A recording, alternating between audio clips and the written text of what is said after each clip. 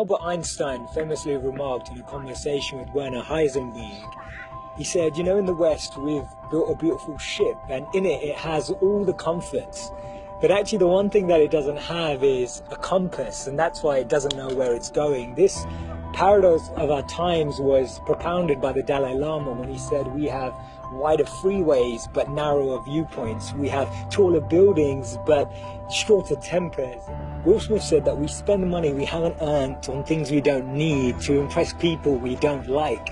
And it's phenomenal how the same technology that brings us close to those who are far away takes us far away from the people that are actually close. 30 billion WhatsApp messages are sent per day, but 48% of people say that they feel lonelier in general. The paradox of our times is that we have more degrees but less sense, more knowledge but less judgment, more experts but less solutions. It was Martin Luther King who said that the irony of our times is that we have guided missiles but misguided men. Have you ever found it perplexing that we've been all the way to the moon and back, but we struggle to start a conversation across the road or across the train? And it's amazing that Bill Gates was known as the top earner in 2015 with a wealth of 79.2 billion, but 1 in 4 CEOs claim to be struggling from depression. Do we actually thrive off this paradox? Is it that this paradox actually makes the media interesting? It's what makes journalism interesting. It's what makes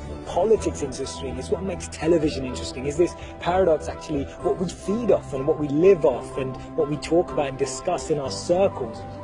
Doesn't it seem that we've tried to clean the air but polluted our soul? We've split the atom but not our prejudice, and we're aiming for higher incomes but we have lower morals. So I'm hearing you ask, how do we bring a change? How do we dissect this paradox that exists in our lives? And it starts by us, each of us, pressing pause, pressing reset, and then pressing play again, taking a moment to become more conscious, taking a moment to become more aware, taking a moment to really reflect on the consequence, the implications of a misplaced word, of an unnecessary argument that we all know we didn't need to have, or to speak to someone just slightly differently, in a different tone, in a different voice, in a different empathy, with a different perspective, just to really connect with people on a different level.